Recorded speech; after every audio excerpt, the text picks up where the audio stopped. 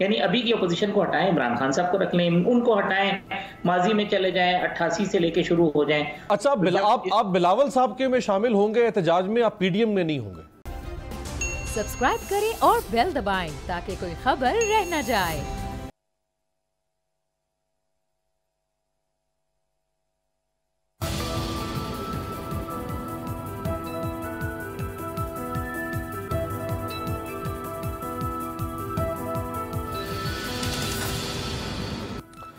अस्सलाम वालेकुम व्यूअर्स, आप देख रहे हैं तब्दीली और मैं हूं अमीर अब्बास। हुकूमत को तब्दील करने की जो कोशिश अपोजिशन ने शुरू कर रखी है, उसी कोशिश की एक और कड़ी, उसका आगाज़ आज कर रही है अपोजिशन। और पाकिस्तान पीपल्स पार्टी ने इसका सिलसिला शुरू किया। मार्च के तीसरे हफ्ते में जाके पीडीएम यानी पीपल्स पार्टी के अलावा जो बाकी जमातें हैं अपोजिशन की, वो अगली कड़ी का आगाज़ करेंगी। इन गुज़श्ता 3.5 साल में कौन कौन से ऐलानात किए अपोजिशन ने, किस किस्म के दावे किए, किस किस्म के मुतालबे किए इमरान खान साहब से उन्हें हटाने के लिए, उनके खिलाफ, जल्दी से ज़रा उसका एक जायज़ा आपको दिखाते हैं। राइट, ये है 3.5 साल का खुलासा पाकिस्तानी सियासत का। मेरे साथ जो 4 मोतबर शख्सियात मौजूद हैं, तारिक महमूद साहब सीनियर सहाफ़ी, एंकर पर्सन हमें ज्वाइन कर रहे हैं कराची से, आपका बहुत शुक्रिया। खुर्रम शेर जमान साहब, ऑनरेबल मेंबर पाकिस्तान तहरीक इंसाफ, रुकन सिंध असम्बली, आपका बहुत शुक्रिया। बैरिस्टर आमिर हसन साहब, पाकिस्तान पीपल्स पार्टी के मरकज़ी रहनुमा, आपका बहुत शुक्रिया। सेनेटर जायद खान साहब, ऑनरेबल सीनियर मेंबर अवामी नेशनल पार्टी, सेनेटर साहब आपका भी बहुत शुक्रिया। तारिक साहब, आपसे आगाज़ करूँगा। सर, एटम बम बिलावल साहब ने कहा, बहुत कई तरह के सिनोनिम्स इस्तेमाल किए गए, मुतरादिफात, कि हम इस तरह कर देंगे, उस तरह कर देंगे। अगर ये सब कुछ कर सकते थे तो फिर लॉन्ग मार्च करने की क्या ज़रूरत थी? फिर आप उसी ऑप्शन को इख्तियार कर लेते। अगर लॉन्ग मार्च ही ऑप्शन था तो फिर बाकी ऑप्शन सामने रखने की क्या ज़रूरत थी? तो ये सारे कार्ड्स वक्तन फ़वक्तन अपोजिशन जो छाती के साथ लगा के रखना चाहती थी या चाहिए था, वो सारे अवाम के सामने क्यों रखती है इन्होंने? जी बिस्मिल्लाहिर्रहमानिर्रहीम, बहुत शुक्रिया मेरे साहब। देखें, अपोजिशन यही कुछ करती है, चाहे कोई भी हो। आप देख लें कि इमरान खान साहब जब 2014 से शुरू हुए थे, धरने से लेके और फिर सारे मामला इसी तरीके से था, और यही था कि हम इन्हें हुकूमत नहीं करने देंगे। 25 जुलाई को इंतखाबात हुए, उसके अगले ही रोज़ आपने देखा कि मौलाना फजलुर रहमान साहब ने एक बड़ी ऑल पार्टीज़ कॉन्फ्रेंस बुला ली, सब लोगों को जमा किया, और पहले ये था कि जी असम्बली में ना बैठें, फिर उसी दिन से कहा कि हम आगाज़ कर रहे हैं। सेम यही सूरत हाल यहाँ पे भी है, यानी यहाँ पे जो सिंध के अंदर पाकिस्तान पीपल्स पार्टी की हुकूमत है, तो यहाँ अपोजिशन है, यानी मुत्तहिदा कौमी मूवमेंट और पाकिस्तान तहरीक इंसाफ, बहुत टफ टाइम दिया है। खुर्रम शेर जमान साहब मौजूद हैं यहाँ पे, और MQM ने बारहा कहते रहे, गवर्नर राज का मुतालबा करते रहे, सड़कों पे भी नजर आए हैं, सिंध असम्बली के अंदर भी भरपूर एहतजाज किया है। तो यही कुछ पाकिस्तान की अपोजिशन ने मरकज में भी किया है। खुद मेरी शायद खाकान अब्बासी साहब से मैंने एक दिन पूछा कि जब आप कुछ कर नहीं सकते तो इतने बुलंदोबाग दावे करते क्यों हैं, ऑन रिकॉर्ड इंटरव्यू में, कि जी हम बजट पास नहीं होने देंगे, हम ये नहीं करेंगे। उन्होंने कहा भाई अपोजिशन ये ना करे तो और क्या करे? ये अपोजिशन की यही स्टेटमेंट होते हैं। आप सिर्फ अपोजिशन की जगह बदल लें, यानी अभी की अपोजिशन को हटाएं, इमरान खान साहब को रख लें, उनको हटाएं, माजी में चले जाएं, 88 से लेके शुरू हो जाएं। होता ये रहा, यानी जब पाकिस्तान में ज़ियाउल हक साहब के मार्शल्लाह के बाद कि हुकूमतें जो हैं वो मुद्दत पूरी नहीं करती थी। पहली हुकूमत आई बेनज़ीर भुट्टो की, 11-12 माह के बाद तहरीक अदम एतमाद आ गई।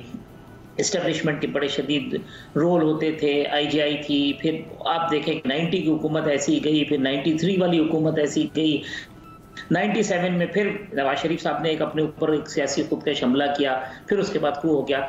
ये पाकिस्तान की खुशकिस्मती कहे कि गुज़िश्ता जो 2 असम्बलियाँ हैं उन्होंने मुद्दत पूरी की, चाहे वज़ीर आज़म ने मुद्दत पूरी की हो या ना की हो। ये तीसरी एक कंटिन्यूटी है। अपोजिशन का एहतजाज उसी तरीके से, ज़रदारी साहब की हुकूमत देख लें, हर रोज़ लगता था कि आज उनकी हुकूमत चली गई, हर रोज़ लगता था कि जी बहुत सारे टेलीविजन के ऊपर बैठ के लोग सुबह उठते थे और ऐसा लगता था कि अगली सुबह जो है हुकूमत ख़त्म हो जाएगी। इमरान खान साहब की हुकूमत के साथ भी सेम यही हुआ है कि 3.5 साल के अंदर जी आज लॉन्ग मार्च हो रहा है, आज तहरीक अदम एतमाद आ रही है, आज फला मिल गया, आज फला इत्तेहादी टूट गया है।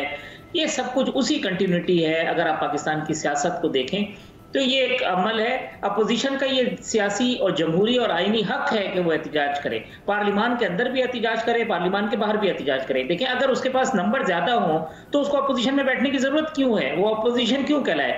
नंबर कम है तभी तो अपोजिशन में है, और जिसके नंबर ज्यादा है तभी तो वो हुकूमत में है। तो ये कोशिशें करती हैं, उनका जमहूरी और आईनी हक है, कोशिशें करती रहना चाहिए। इसी कोशिशों के जरिए हमारा जो पॉलिटिकल प्रोसेस है वो ठीक होगा।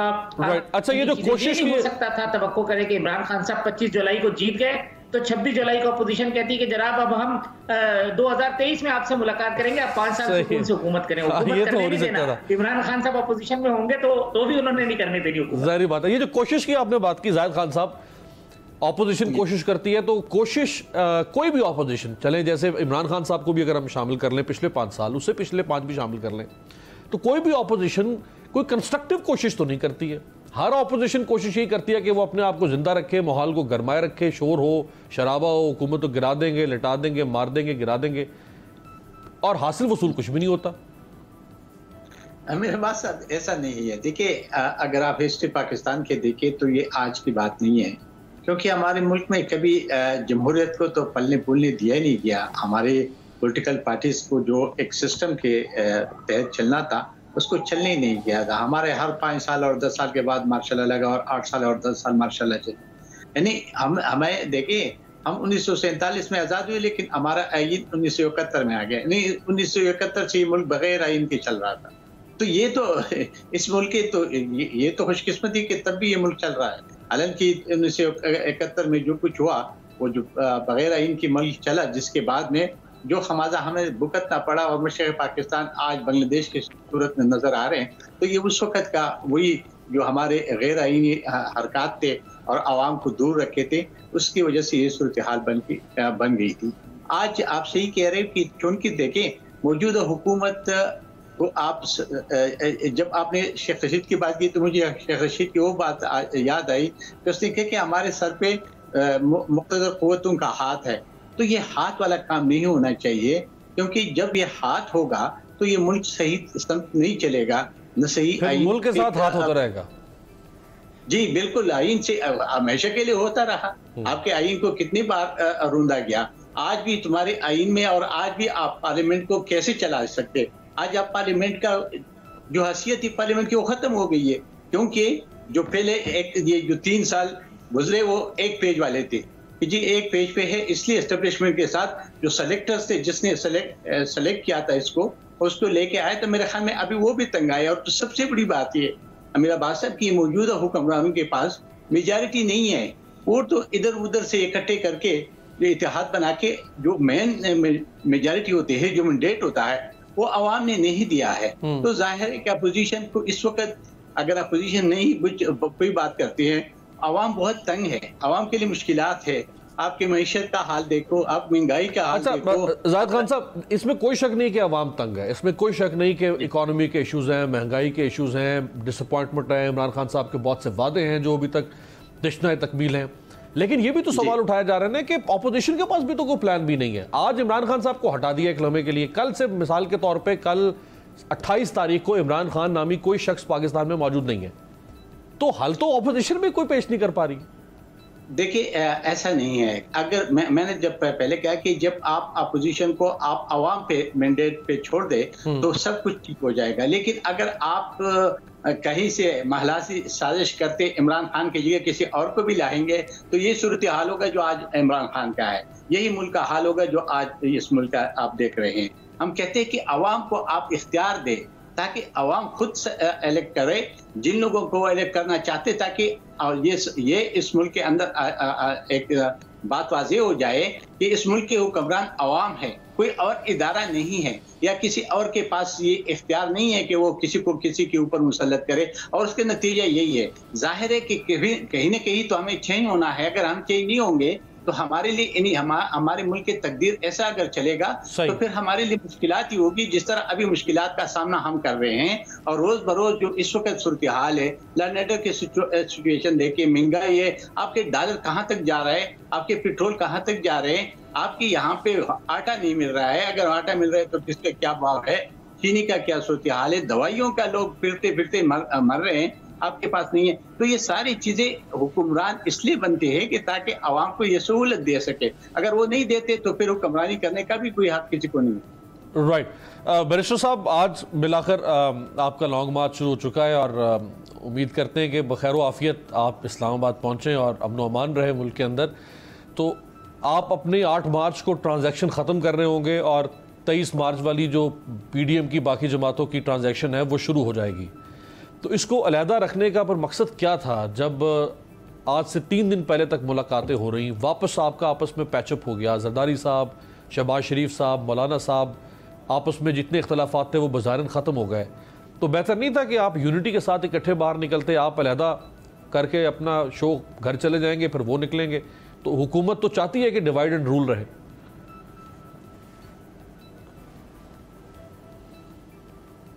बहुत शुक्रिया। देखिए, मैं समझता हूँ 3.5 साल के अंदर ये पहली अपोजिशन की हिकमत अमली है जो बड़ी सोच विचार और बड़ी कैलकुलेटेड मूव है, और जिसे आप कहते हैं कि हम इकट्ठे हो जाते हैं। मैं समझता हूँ कि आप सियासी तौर पे खुद ज़्यादा बेहतर इसे समझ भी सकते हैं कि हम लोग मार्च के स्टार्ट में पहले दूसरे हफ्ते में इस्लामाबाद में मौजूद होंगे, साथ अदम एतमाद होगी, और बिलफर्ज अगर हुकूमत को बड़ी खुशफहमी का शिकार है कि ये जाने की नहीं है, तो फिर 23 मार्च को एक और अपोजिशन जमातों का धरना और उनका लॉन्ग मार्च इस्लामाबाद की तरफ होगा। मतलब हम किसी भी सूरत इस हुकूमत को अब भागने नहीं देंगे, और इस हुकूमत को वो जो किसी का दस्ते शफकत था बकौल इनके वो हट भी चुका, और हम बताएंगे कि अदम एतमाद करने के लिए कोई 200 के करीब सिर्फ MNAs नहीं है, करोड़ों अवाम है। ये जो आज आपने कराची के अंदर अवाम का जमे गफीर देखा है, ठट्ठा और आगे तक, और ये जो आप 10 दिन देखेंगे वो भी आपकी नजर में रहे।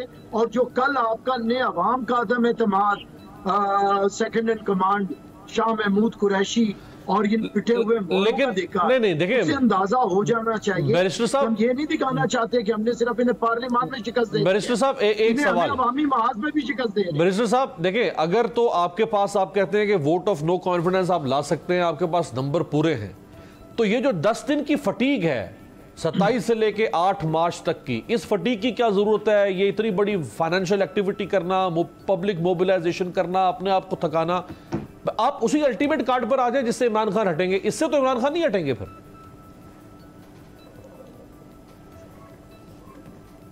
देखिए, हमारे पास अमीर भाई कुछ तरीकाकार है हुकूमत के खिलाफ जद्दोजहद के और उसे खत्म करने के। एक तरीकाकार है सियासी जद्दोजहद, एक तरीकाकार है जमहूरी जद्दोजहद, एक तरीकाकार है आईनी जद्दोजहद। हम किसी भी जद्दोजहद से अब पीछे नहीं हट रहे। ये सियासी हक है जो हमें कॉन्स्टिट्यूशन देता है एहतजाज का। जमहूरी हक है कि अवाम की अक्सरियत निकल के इन्हें घर जाने पे मजबूर करे। वो इमरान खान जो कहता था चंद 100 लोग भी आगे मुझे कह देंगे ना वो इमरान को, तो मैं घर चला जाऊंगा। अब लाखों करोड़ों की तादाद में लोग कह रहे हैं। और तीसरा तरीकाकार है आईनी तरीकाकार। अगर सिर्फ हम वो कार्ड प्ले करते तो फिर इनके जो कुछ लोग हैं वो कहते हैं कि जी सियासी तौर पे थोड़ा अरसा रह गया था, हुकूमत को इन्होंने तोड़ा है, MNA और हमारी इत्तेहादी जमातों को तोड़ा है, तो उससे ये ना पता चलता कि अवाम इनसे कितने बेजार हैं। हम अपनी सियासी और जमहूरी जद्दोजहद से साबित करने जा रहे हैं कि MNAs के ऊपर प्रेशर है, पार्लियामेंट के ऊपर प्रेशर है। बैरिस्टर साहब एक कमेंट फिर मैं खुरम साहब के पास जाऊं। देखिए, अगर इमरान खान साहब के जो इत्तेहादी हैं, अगर आप इमरान खान साहब के इत्तेहादियों को उनसे तोड़ के अपने साथ मिला लें, वो इमरान खान साहब के खिलाफ वोट देने, शायद उसकी कोई समझ में वो बात आने वाली, दैट मेक सेंस। लेकिन अगर आप इमरान खान साहब के लोग तोड़ लेते हैं तो लोग तो सवाल उठाएंगे कि इनको खरीदा क्या है। ये कोई इतनी नफली इबादत तो नहीं कर रहे थे पार्लियामेंट में बैठ के कि इमरान खान के साथ भी बैठ के ये नफली इबादत कर रहे हैं, उनको छोड़ के आपके साथ भी बैठ के नफली इबादत कर रहे हैं। लोग कहेंगे हॉर्स ट्रेडिंग हुई, आपने पैसा दिया खरीदा। देखें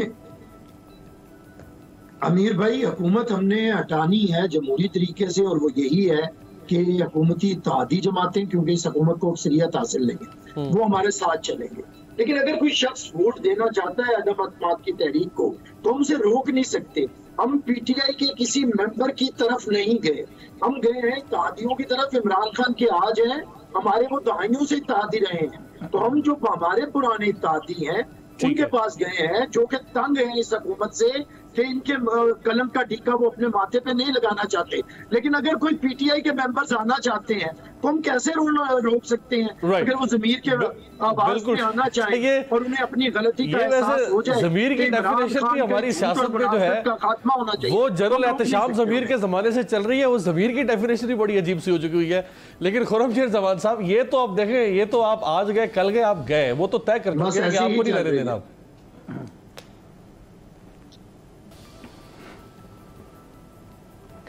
अच्छा, अस्सलाम वालेकुम अमीर साहब, देखें हालात अब ऐसे हो गए हैं कि हमें तो ये नज़र आ रहा है कि लिटरली भीख मांगी जा रही है कि खुदा के लिए, जैसे नहीं कि फुटपाथ पे आके खड़े हो गए। मैं आपसे अमीर साहब एक बात आपको बताऊं, शुरू में आपने एक जिक्र किया कि ये तो एक नॉर्मल सी बात है और जब भी सियासी जमातें अपोजिशन के अंदर होती हैं तो वो एहतजाज करती हैं, जलसे निकालती हैं, जुलूस निकालती हैं, जिस तरह आपने हमारा भी जिक्र किया।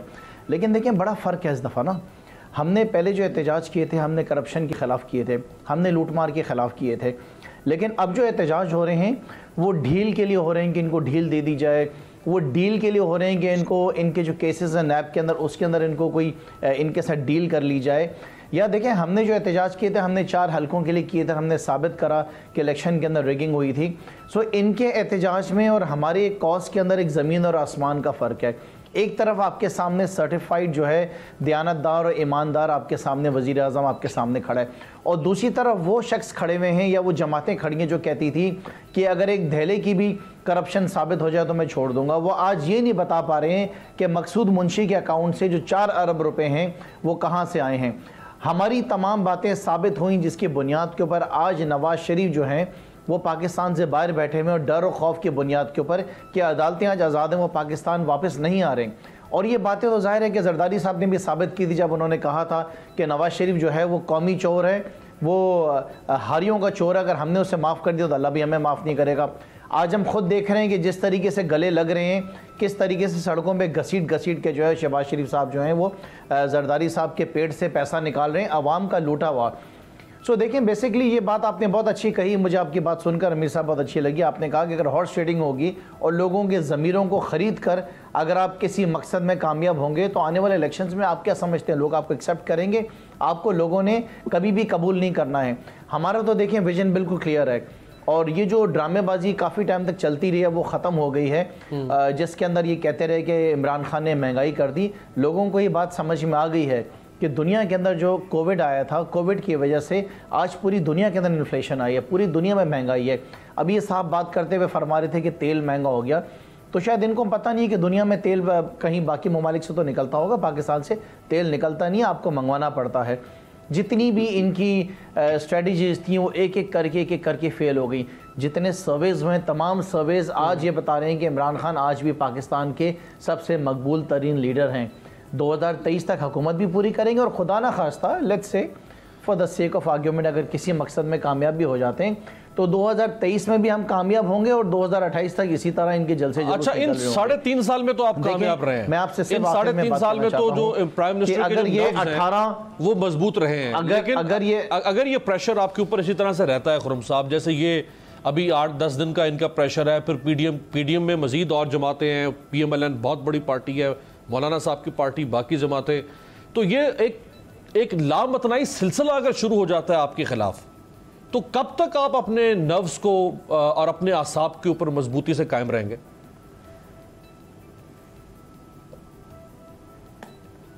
नहीं देखिए उस बात में कोई राय नहीं है कि ये बैटल ऑफ नर्व्स है and survival of the fittest है और उसके अंदर हम मुकाबला तो करेंगे ना, इसमें तो कोई दो राय नहीं है। देखिए अगर आज ये 16-17 सियासी जमातें ठीक होती, क्योंकि देखिए मुझसे ज़्यादा आप तजुर्बा रखते हैं सियासत के अंदर, आप एक सीनियर जर्नलिस्ट हैं, आप तो देखते हुए आ रहे हैं, तो अगर ये सारी सियासी जमातें आज ठीक होती तो पाकिस्तान का हाल जो 3 साल पहले तक था वो क्यों होता?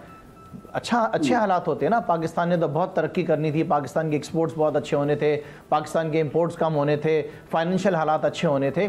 सो आज आप देखें कि 16-17 जमातें पूरी पाकिस्तान की देख रही हैं कि वो एक सियासी जमात के खिलाफ है, लेकिन फिर भी खड़े हैं। ये पहली बार पाकिस्तान में भी ऐसा हुआ है कि आज अदलिया भी एक पेज पे है, आज आपकी अफवाज पाकिस्तान भी एक पेज पर और सियासी जमात भी जो हुकूमत है इस वक्त एक पेज के ऊपर है।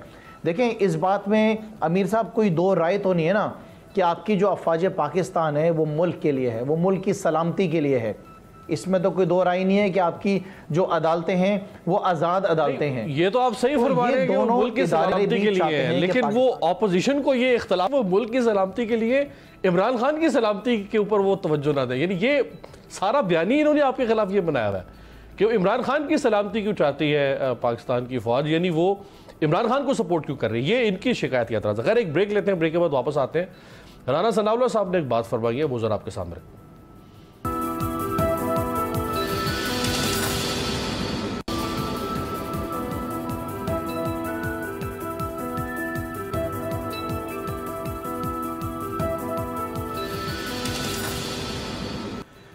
ब्रेक के बाद खुशामदीद। राना सनाउल्लाह साहब ने इमरान खान साहब के बारे में एक बात कही है कि उन्होंने कुछ लिख के रखा हुआ है, एक धमाका है। वो क्या धमाका हो सकता है, दिखाएं जी तारिक साहब। 2 समरीज का वैसे यहाँ इस्लामाबाद में चर्चा है कि उन्होंने 2 समरीज शायद को प्री डेटेड साइन करके रखी हुई हैं।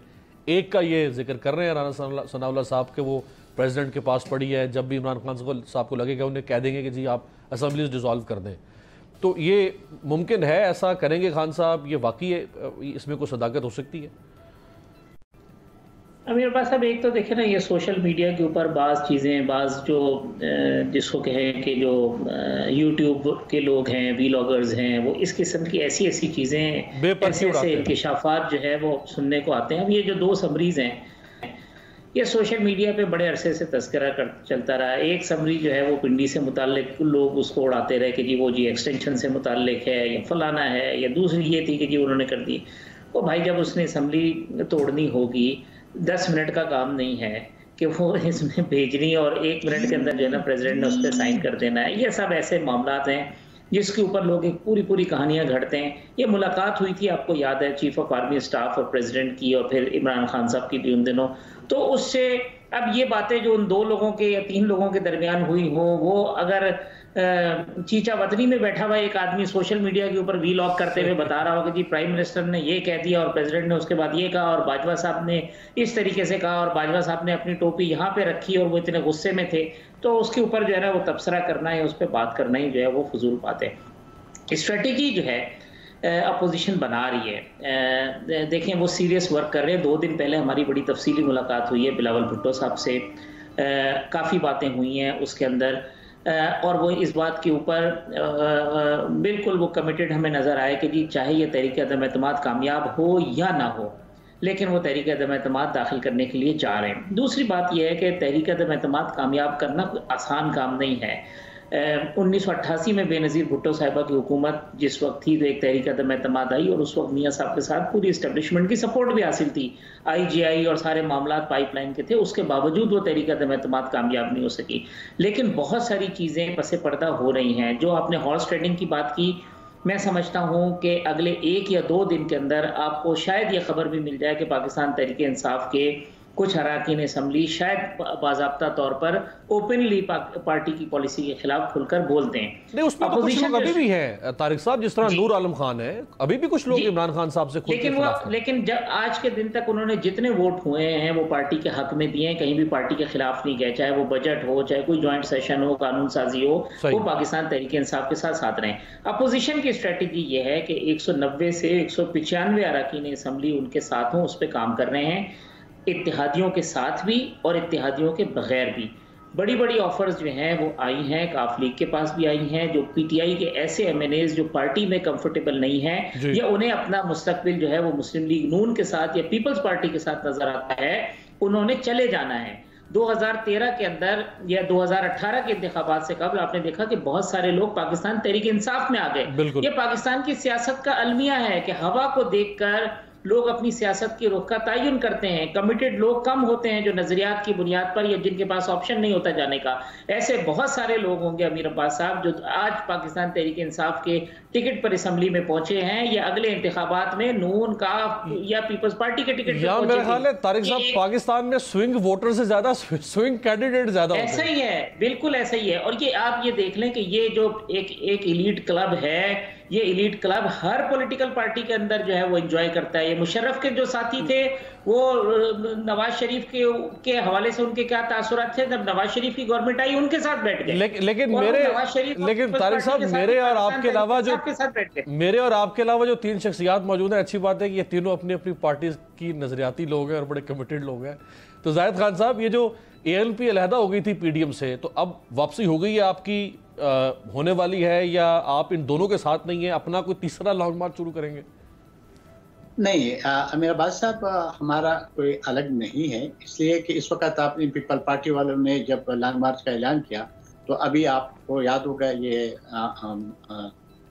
वहाँ बिलावल साहब आ गए थे बादशाह खान मरकज पेशावर में, और हमें रिक्वेस्ट की, हमने कहा हम आपको ज्वाइन करेंगे। तो अभी उसके जो लॉन्ग मार्च है उसमें हम शिरकत करेंगे। हमारा अपना कोई नहीं। PDM से जब अलग हुए थे वो एक अलग कहानी थी, आपके सामने थी, लेकिन इस वक्त PDM ने हमें ना तो अप्रोच किया है वापस आने के लिए और ना हमारा कोई ऐसा इरादा है। अच्छा, आप बिलावल साहब के में शामिल होंगे एहतजाज में, आप PDM में नहीं होंगे? नहीं, PDM में तो बिलावल साहब भी नहीं है ना, पीपल पार्टी भी PDM का हिस्सा नहीं है, लेकिन अपोजिशन का हिस्सा हम है पार्लियामेंट के अंदर। अगर अदम इत्तेमाद आते हैं, अदम इत्तेमाद को लेके आते हैं, तो उसमें जाहिर है कि हम अपोजिशन का हिस्सा है तो हमारा उसके साथ शेयर होगा, हम उसमें जाएंगे। लेकिन एक बात मैं वाज़ेह करना चाहता हूँ, देखिए जो हमारे भाई ने बात की 88 की असेंबली में और इस असेंबली में फ़र्क है। उस वक्त पीपल पार्टी की अपनी मेजॉरिटी थी और इस वक्त जो मौजूदा हुक्मरान इसकी अपनी मेजॉरिटी नहीं है। उसने तो जो इत्तेहादी इधर उधर से इकट्ठी किए हैं उसकी वजह से उनकी हुकूमत बने, एक बात। और दूसरी बात यही है कि ये जो लोग अभी इधर उधर फर मार रहे हैं, ये तो सारे वो लोग हैं कि 2014 के बाद इसके उड़ के इसके बसेरा करके आए। तो जाहिर है कि जब उनको ये नजर आएगा कि अभी ये जो गला है हमारा, ये अभी जो हमारा घर है ये अभी जवाल की तरफ जा रहा है, तो इन लोगों ने उड़ के फिर वही जाना है जहां से ये उड़ के आए थे। तो मेरे ख्याल में ये तो पाकिस्तान के अंदर एक चीज है। दूसरी एक बात है, तो कहते हैं कि जी हमारे मौजूदा हुक्म, देखिए ट्रांसपेरेंसी इंटरनेशनल कहती है कि जी इस वक्त जो हुकूमत है इसका बहुत ज्यादा करप्ट है। वो ये कह रहे हैं सही कि पारन फंडिंग केस का केस अभी तक वो क्यों नहीं सामने आ रहा है, वो उस पर फैसला क्यों नहीं हो रहा है। तो बहुत सारे ऐसे बातें हैं कि हम कर ले, ऐसा नहीं है। पीपल पार्टी के दौर में जो वो तब $140 पे एक बैरल था, अभी 100 से भी कम है। लेकिन इस वक्त जो हमारे लिए मुश्किलात पैदा हो रही है वो जो डॉलर डिवैल्यू हो गया और आपके 180 पे आपका हमारे पैसा चला गया, इसकी वजह से हमारे लिए हुकूमत मुल्क के लिए मुश्किलात पैदा हो रही है और मुश्किलात है। जहाँ तक लॉन्ग मार्च की पीपल पार्टी का ताल्लुक है, तो चूंकि उसने हमें रिक्वेस्ट किया हम उसका साथ देंगे। और अगर PDM फिर अपना करते हैं और उस वक्त अगर हालात इस तरह की है, तब्दील नहीं होती है, तो जाहिर है कि हम अपोजिशन का हिस्सा है और आगे अगर हमें कोई कहते हैं हम तो देखेंगे, उस वक्त फैसला करेंगे, क्योंकि अभी तक PDM ने हमें कोई राब्ता नहीं किया है। लेकिन अपोजिशन की जो अदम इत्तेमाद की बात हो रही है वो बड़ी जोर शोर से जारी है और बहुत सारे लोग इन्हें जो हम सुन रहे हैं, हमें खुद नहीं पता, लेकिन जब हम सुन रहे आप लोगों की एनालिसिस देख रहे हैं और देखते हैं तो ऐसा लग रहा है कि हुकूमत के अपनी पार्टी के अंदर बहुत सारा ऐसे बोलचाल आया हुआ है कि जिसकी मुश्किलात पैदा हो रही है हुकूमत के लिए। राइट, बैरिस्टर साहब, आप अपना राइट एक्सरसाइज कर रहे हैं, प्रोटेस्ट हो, लॉन्ग मार्च हो, और बिल्कुल इमरान खान साहब ने भी किया था, आप भी कर रहे हैं, लेकिन आपके खिलाफ भी तो राइट एक्सरसाइज हो रहा है ना। अगर आप कहते हैं कि आपके राइट के ऊपर एक हुकूमत मुस्ताफ़ी हो जाए, तो फिर आपके खिलाफ जो आपकी ऑपोजिशन निकली हुई है सिंध में, और उनके पास भी बड़े लॉजिकल पॉइंट्स हैं सिंध की गवर्नेंस के ऊपर, फिर सिंध गवर्नमेंट को भी मुस्ताफ़ी होना चाहिए। अगर 3.5 साल हुकूमत को आप कहते हैं इस्तीफ़ा दे दे, तो 13.5 साल हुकूमत क्यों ना इस्तीफ़ा दे फिर सर?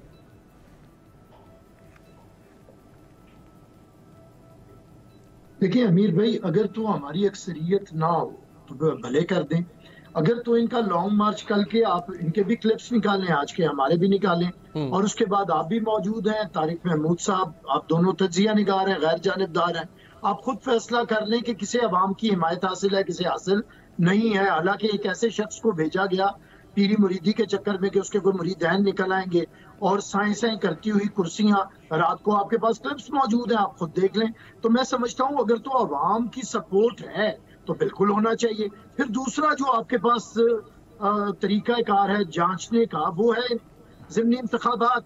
जितने ज़िमनी इंतखाबात पिछले 1 साल के अंदर हुए हैं, ये हुकूमत बदतरीन तरीके से हारी है, जिसका मतलब है कि अवाम का इसे एतमाद हासिल नहीं है। हमारे जितने भी इलेक्शन हुए हैं सिंध के अंदर, अगर हमने पहले 50,000 वोट लिए थे तो ज़िमनी इलेक्शन में हमने 1 लाख से ज्यादा लिए हैं। और कराची में आप देखें, वाडा वाली सीट पे हम 5वें नंबर पे थे, ये जीते थे, अब ये 6ठे नंबर पे है और हम जीते हैं। तो ये फैसला इतना बड़ा है। अब ये जो इत्तेहादी हैं वो ये चीज देख रहे हैं कि अवाम के गैसो गजब का कल को हम कैसे मुकाबला करेंगे। जो इलेक्टेबल्स हैं, मैं भी इलेक्टेबल्स की सियासत के हक में नहीं हूँ, लेकिन इलेक्टेबल्स हैं, एक हकीकत है, ग्राउंड रियलिटी है, अच्छी है या बुरी है, वो अपनी फ्यूचर को देखते हैं। वो देखते हैं कि अगर इस हुकूमत के साथ हम जाएंगे तो हमारे पल्ले क्या रहेगा। इसीलिए एमक्यूएम भागते हुए मियां शहबाज शरीफ से मिलती है। दूसरे इत्तेहादी, हमारे जो पुराने इत्तेहादी रहे हैं, वो हमारे साथ तजदीद ऐद कर रहे हैं। तो इसमें प्रॉब्लम हमारी नहीं है, प्रॉब्लम हुकूमत की निकम्मे होने पे, नालायक होने पे, निखट्टू होने पे है। और अमीर भाई अभी भी देखें कि अगर इस हुकूमत के अंदर कोई भी थोड़ा सा भी सेन एलिमेंट मौजूद होता तो क्या कभी हुकूमतें जाके दूसरों के खिलाफ लॉन्ग मार्च करते हैं? जब ये केपीके में मौजूद थे, क्या हमने इनके खिलाफ लॉन्ग मार्च शुरू कर दिया था? हमने तो इनके लॉन्ग तरीकाकार ये नहीं होता। तरीकाकार ये होता है कि वजीर आजम बने, कोई लेकिन बैरिस्टर साहब एक तारीख, अभी भी बैठे बैठे बैरिस्टर साहब एक तारीख है ना। देखें 2008 से लेके 2013 तक आपकी हुकूमत थी, और आपकी हुकूमत का आखिरी साल था जिसमें तारुल कादरी साहब ने सियासत नहीं रियासत बचाओ एक मार्च शुरू किया था, और यहाँ जिना एवेन्यू पे आके वो बैठे थे, और उस वक्त आप कहते थे कि ये सियासत का, रियासत का नाम लेके ये सियासत बचाना चाहते हैं। आप भी उनके खिलाफ अब 1.5 साल रह गया, आप भी निकल आए।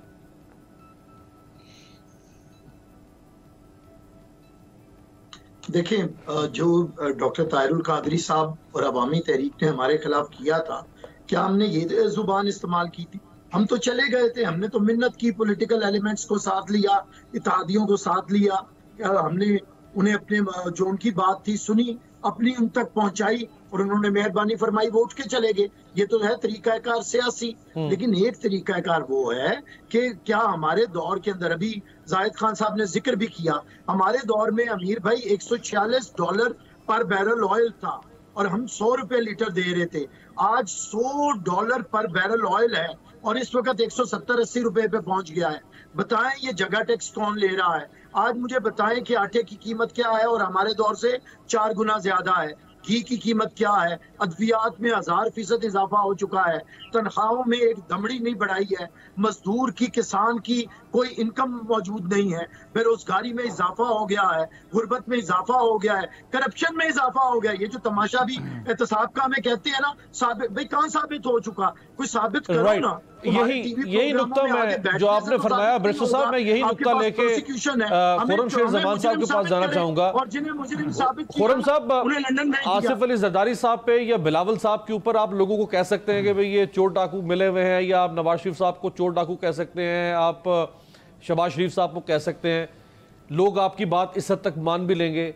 लेकिन जो बात ये कह रहे हैं लोगों को कि इमरान खान साहब ने मईशत बर्बाद कर दी, इमरान खान साहब ने आपकी तनख्वाहें गरक कर दी, आपके घर के चूल्हे ठंडे कर दिए, बिजली महंगी कर दी, लोग ये बात भी तो मानेंगे ना फिर।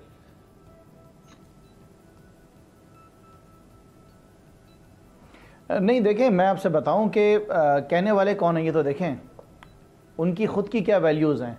आज तो ये कह रहे हैं ना कि मईशत का बेड़ा गर्क कर दिया। मईशत तो 5.37 GDP आपके सामने नज़र आ रही है। देखिए मैं आपसे एक बात बताऊं कि मेरी पूरी हमदर्दियां इनके साथ हैं। मुझे एहसास हो रहा है अमीर अब्बास साहब कि ये पाकिस्तान की 2 से 3 सियासी जमातें जो हैं ये हमेशा के लिए फारिग होने लगी हैं पाकिस्तान की सियासत से। ये जो कुछ इस वक्त कर रहे हैं, जो धरने दे रहे हैं, एहतजाज कर रहे हैं, और सारे इकट्ठे हो गए एक अचार की शक्ल में, इनके पास और कोई चॉइस मौजूद नहीं है। देखें अगर आप इनको इन चीज़ों से रोकेंगे ना तो ये आवाम के पास अपना क्या चेहरा लेके जाएंगे। इन्होंने यही सारी बातें कर रही हैं।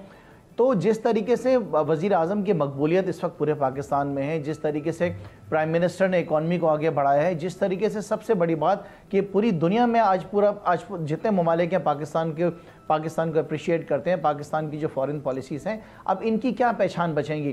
देखिए मैं तो ये देखता हूँ कि कि मुझे नज़र नहीं आती PMLN और पीपल्स पार्टी का कोई फ्यूचर आइंदा आने वाले दिनों में। कोई और सियासी जमात उभर कर आएगी मुकाबला करने के लिए तहरीक इंसाफ से तो अलग बात है। हाँ, ये चीज़ें चलती रहेंगी, बोलते रहेंगे महंगाई होगी, तेल हो गया, फला हो गया, ये हो गया। जो इनिशिएटिव्स, अगर मैं आपको अपने सिर्फ 4 इनिशिएटिव्स बता दूं ना तो खाली उसी का मुकाबला नहीं कर सकते। इनको तो इस बात पे मौत आ रही है कि पाकिस्तान तहरीक इंसाफ ने गिलगित बल्तिस्तान, KP और पंजाब में जो एहसास कार्ड जो लॉन्च किया है पूरे पाकिस्तान में, बल्कि उसका मुकाबला नहीं कर सकते। हेल्थ कार्ड आप मुझे बताएं मेरे बात साहब, कोई छोटी बात है? पूरी दुनिया में एक भी मिसाल नहीं है हेल्थ कार्ड की। अब आप मुझे बता रहे थे कि, बल्कि सही आपने फरमाया बिल्कुल खुद से, कि पीपल्स पार्टी किस चीज़ का एहतजाज निकाल रही है। आज अमीर अब्बास साहब 14 साल इक़्तिदार, 5 बारियां इनकी आई हैं। सूबे सिंध में वाटर कमीशन कहता है कि 70% लोग जो पानी पीते हैं it is unfit for human consumption. मतलब उसके ऊपर अगर जो है ना, मैं तो कहता हूँ कि ये इतना गंदा पानी कि शायद उस पर जो है ना आ जाएगी तो वुज़ू करने के काबिल भी नहीं है पानी। ऐसे हालात हैं। स्कूलों में बच्चों के पास तालीम नहीं है, अस्पतालों में इलाज नहीं है, थर में बच्चे भूख से मर रहे हैं, लाड़काने में लोग एड्स से मर रहे हैं, यहाँ पर कुत्ते काट जाते हैं, उसकी वैक्सीन अवेलेबल नहीं है। आपके मेरे जिस्म के अंदर, हर पाकिस्तानी के जिस्म में इस वक्त जो वैक्सीन है वो भी वज़ीर आज़म इमरान खान ने करके दी कोविड की। आप अंदाज़ा लगाएं अगर जरदारी या नवाज शरीफ के दौर के अंदर कोविड आ जाता तो क्या हाल होता है इस कौम का, किधर खड़े हुए होते हम। आज तो हमें पूरी दुनिया से बंद कर दिया जाता है, ये तो वैक्सीन नहीं दे सकते थे, कुत्ते की वैक्सीन नहीं है इनके पास, ये हमें क्या कोविड की वैक्सीन देते। लिहाजा देखें, आपको और मुझे इनके साथ हमदर्दी थोड़ी बहुत रखनी पड़ेगी, क्योंकि देखें ये इनकी सालमियत का सवाल है। अभी तो खुरम भाई ये फारिग होने लगे हैं, आपकी हुकूमत भी हमदर्दी के लायक मैंने कहा ना कि इनसे सिर्फ एक सवाल का मुझे आप जवाब दे दें, एक जवाब, मैं क्लोज कर रहा हूं सर, एक सवाल का जवाब इनसे दे दें कि ये कोई इनके पास जवाब है जो मकसूद मुंशी के अकाउंट से 4 अरब रुपए निकले हैं, उसके बारे में बता सकते हैं? कैसे शहबाज शरीफ साहब अभी तक बैठे हैं जो कहते थे एक धेले की भी करप्शन साबित हो जाए तो। सो हमें तो अपनी अदालतों में पूरा यकीन है, ये ओपन एंड शट केस है। मैं आपको बताऊं कि ये साबित करेगा ये केस मकसूद मुंशी वाला 4 अरब वाला कि ये सियासी जमात नहीं है, ये एक माफिया है, ये वाइट कॉलर क्रिमिनल्स हैं। ये आप समझते हैं कि पाकिस्तान का जो हशर हुआ है वो 3 साल की वज़ीर आज़म इमरान खान की हुकूमत में हुआ है। ये दोनों जो बारियां लगा के बैठे हुए थे, हम तो यकीन कर रहे हैं जरदारी साहब की बात के ऊपर, जो कुछ जरदारी साहब ने और जो कुछ शहबाज शरीफ साहब ने एक दूसरे के बारे में जो उन्होंने अल्फाज इस्तेमाल की कि कौमी चोर हैं, हारियों के चोर हैं, पेटों से फाड़ फाड़ के तो इन्होंने पैसा लूटा हुआ निकालना था मुल्क का, तो वो कहाँ गया सब कुछ आज? आप मुझे बताएं ना, किधर है सारी बातें? वो इमरान खान ने कहीं नहीं जाना है, 5 साल पूरे मुकम्मल करने, आप देखिएगा। और उसके बाद 2023 में भी पाकिस्तान तहरीक इंसाफ की हुकूमत होगी। जिस तरीके से खासतौर पे पीपल्स पार्टी फारिग हुई है गिलगित बल्तिस्तान, कश्मीर से, पंजाब से, KP से, ये सिंध से भी जाएंगे।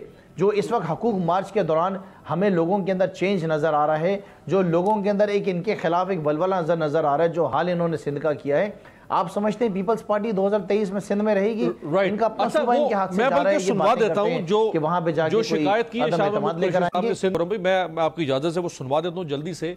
शाह महमूद कुरैशी, सारी तहरीक इंसाफ और बाकी ऑपोजिशन भी वहां यही बात कर रही है, दिखाएं जी। तारिक साहब, आप कराची में मौजूद हैं, तो आज निकले बिलावल कराची से, कुछ लोगों में था इस तरह के ये एहतजाज तो इनके खिलाफ होना चाहिए, ये क्यों दूसरों के खिलाफ एहतजाज कर रहे हैं?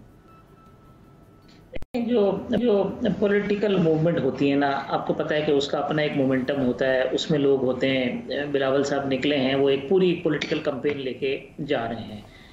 ये बात कि कराची का इंफ्रास्ट्रक्चर ठीक नहीं है, कराची में ट्रांसपोर्ट का सिस्टम ठीक नहीं है, कराची में 14 साल से पाकिस्तान पीपल्स पार्टी की हुकूमत जो कि सूबे में हुकूमत कर रही है, उसने कराची को उसका ड्यू शेयर दिया? नहीं, बिल्कुल नहीं दिया।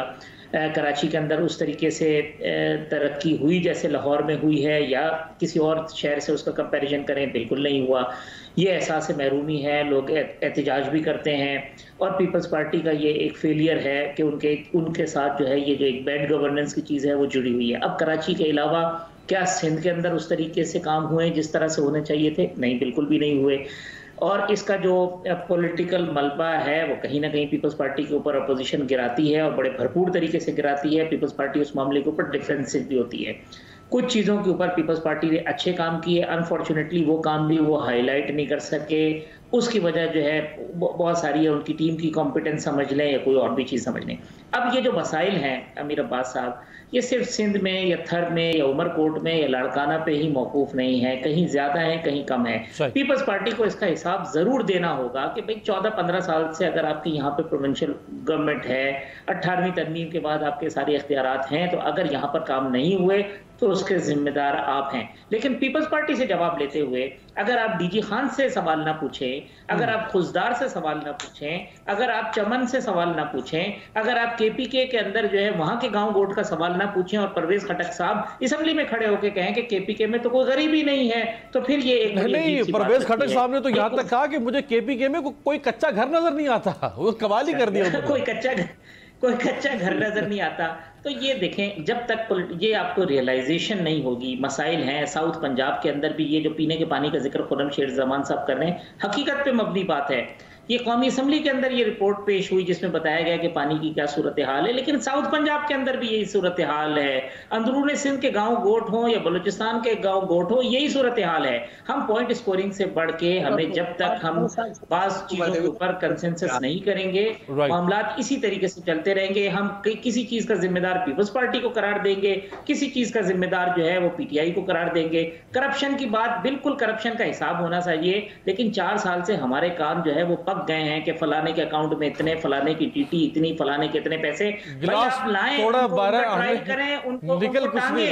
कौम चाहती है कि इन लोगों को सजा मिले जिन्होंने करप्शन की है, लेकिन कौम ये भी चाहती है अगर किसी ने झूठे इल्जाम लगाए हैं, शहजाद अकबर जैसे लोग अगर 3-3 घंटे प्रेस कॉन्फ्रेंस करके 3.5 साल के बाद आप इस्तीफा दे के चले जाएं, तो फिर उसके बाद अभी आप कहेंगे जी सब चीजें खत्म हो गई। नहीं, आप जवाब दें। आपने 3-3 घंटे की जो प्रेस कॉन्फ्रेंसेस की, जो लोगों को बताया गया ये चीजें, तो आप बताएं कि आपने क्या चीज प्रूव की है, और अगर आपने झूठे इल्जाम लगाए तो आपको भी कटहरे में खड़ा होना चाहिए। बिल्कुल सही। 3-3 घंटे की प्रेस कॉन्फ्रेंस की और बाद में आप इस्तीफा दे के कपड़े झाड़ के, झोली झाड़ के घर चले जाएं और कहें मुझसे भी कोई सवाल ना हो, तो ये भी खुला तजाद है। जाहिद खान साहब शॉर्टली बताइएगा सर कि ये सारे ऑप्शन एक्सरसाइज हो गए, तरीके अदम एतमाद, लॉन्ग मार्च, इस्तीफे, धरना, पीडीएम के जलसे, सब हो गया। अगर हुकूमत नहीं जाती, अभी 1.5 साल पड़ा हुआ है, तो ये तो ऑपोजिशन ने अपने बंदों को थका नहीं दिया सड़कों के ऊपर। आप सारी एनर्जीज यहाँ कंज्यूम कर देंगे, ये मोमेंटम कैरी कैसे करेंगे आप इलेक्शन तक फिर आगे? देखिए, ऐसा नहीं है अमीर अब्बास साहब, आपको पता है कि पॉलिटिकल पार्टी और पॉलिटिकल वर्कर का तो होते हैं यही है कि आवाम की जो मुश्किलात है उनका साथ देते हैं, चाहे कितने भी साल हो, ये कोई जरूरी नहीं होते। आपको पता है कि 11 साल इस मुल्क में माशाल्लाह, 12 साल माशाल्लाह रहे, यही सियासी वर्कर और सियासी पार्टियां रोडों पे रही। तो मेरे ख्याल में इसमें कोई मायूसी वाली बात नहीं होती, और ये जमहूरियत का हुस्न है और ये होना भी चाहिए। क्योंकि अगर कोई भी अपना एक बंदा आके बैठ के डिक्टेटर बनता है और वो कहता है कि जी मुझे कोई नहीं हिला सकते, तो ऐसा नहीं हो सकता, क्योंकि हमारे मुल्क में एक आईन है, एक जमहूरी तरीका है और पार्लियामेंट है। उसके जरिए अगर कोई भी चेंज आ सकती है तो आना कोई गैर आईनी काम नहीं है। हम तो समझते हैं, क्योंकि मुश्किलात तो है इस वक्त। आप तारिक भाई ने जिक्र की मेरी सूबे का, अब आके 9 साल से उनकी हुकूमत है। अब देखिए कि वहाँ क्या सूरत हाल है, वहाँ क्या रोडों का क्या सूरत हाल है। राइट, मेरा ख्याल इसी नुक्ते के ऊपर मैं तमाम मेहमानों से, मौजूद मेहमानों से जाऊँगा कि इस वक्त तहरीक इंसाफ जो पीपल्स पार्टी और नून लीग के खिलाफ ये कहा करती थी कि इन दोनों जमातों ने बारियां लगा रखी हैं और एक आएगी फिर दूसरी आएगी फिर एक आएगी, तो अब खैबर पख्तूनख्वा की हद तक इमरान खान साहब भी बारियों वाली पार्टी में शामिल हो चुके हैं, क्योंकि वहाँ उनकी भी ये दूसरी बारी है। उनको वहाँ कम अज़ कम एक ऐसा मॉडल कौम के सामने रखना पड़ेगा जो मुख्तलिफ हो शहबाज शरीफ के और आसिफ अली जरदारी के सिंध मॉडल से। आपसे मुलाकात होगी अगले हफ्ते।